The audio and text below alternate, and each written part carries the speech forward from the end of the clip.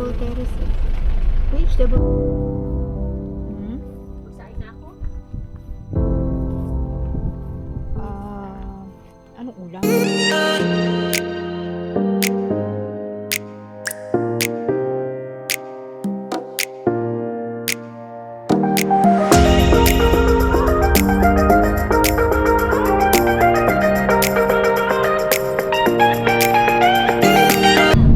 Hi! Another adventure na naman tayo sa norte. Ipapasyal ko ang kaibigan ko na galing pa ng US sa Atok Benguet. We traveled from Manila to Baguio via bus for 5 hours. Then pagdating sa Baguio, we traveled for 2 hours via van in Dangwa Terminal. Just drop in Junction where you can hire a garage which is a private car to go to Burton's Cabin. Ang travel time namin is only 10 minutes. Ang Burton's Cabin is located in Barangay Engladad in Atok Benguet. If you are looking for cool weather views, flower gardens, vegetable terraces, and a quiet getaway, then punta na kayo dito. Pumunta kami dito month of July kaya umuulan siya nung umalis kami ng Baguio, then gloomy nung nakarating na kami sa Atok. Please inform your caretaker na pupunta na kayo para masundo kayo dahil paakyat ang daan sa cabin. Tara, house tour muna tayo. This cabin is made of pine woods. They have kitchen with utensils and 3 gallons of water.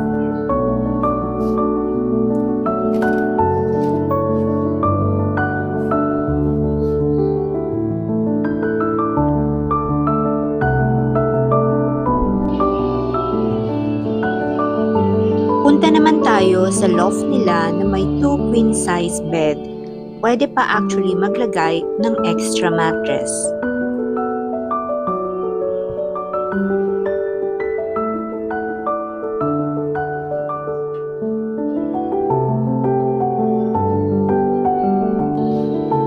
Sa ground floor, they have sala, TV, fireplace, and Wi-Fi.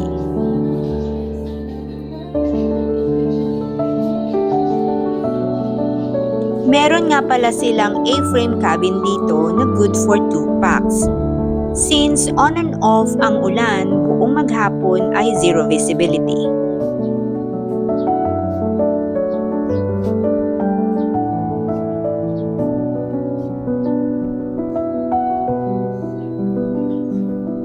Day 2 in Atok. Good morning! Zero visibility pa rin hanggang ngayon.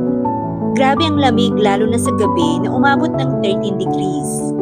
Kahit tag-ulan, puno pa rin ang accommodation ni Burton's Cabin.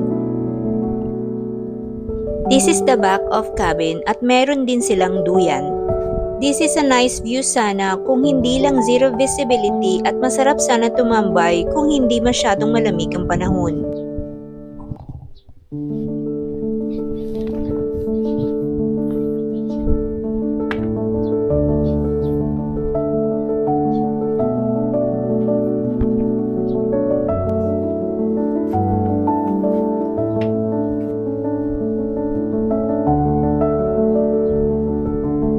At dahil malakas ang ulan kagabi, hindi na kami tumuloy sa itinerary namin kaya nag-work from home na lang ako. Ang itinerary sana namin na malapit sa accommodation ay Mount Olis, Lourdes Grotto, Sakura Park, and Heights Place. Northern Blossom is also our target early in the morning for sunrise pero umulan ng malakas the night before. Northern Blossom is just 4 kilometers away from our accommodation. Malakas nga pala ang Wi-Fi nila dito.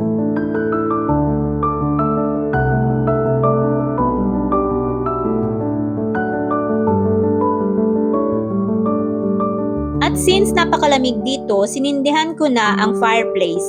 They charge 200 pesos for 1 set of firewood. We consume only 1 set.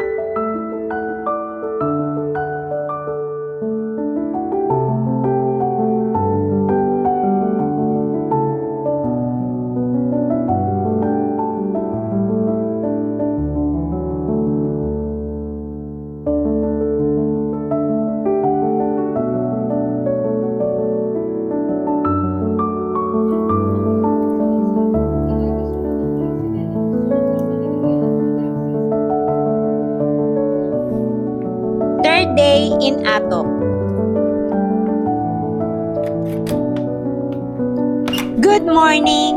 Malakas ang ulan kagabi kaya basang-basa ang veranda. Napakalakas din ng hangin. Cold, freaking cold in here.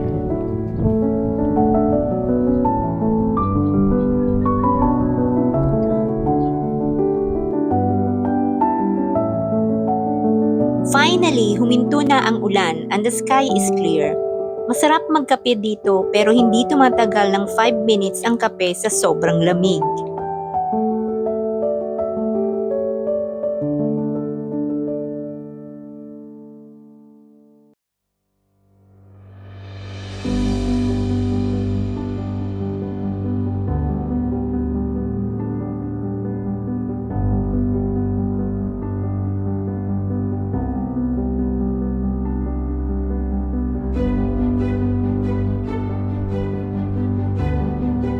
After few minutes, umulan na naman at foggy, but I don't care dahil gusto kong makita ang ganda ng buong lugar ng Burton's Cabin.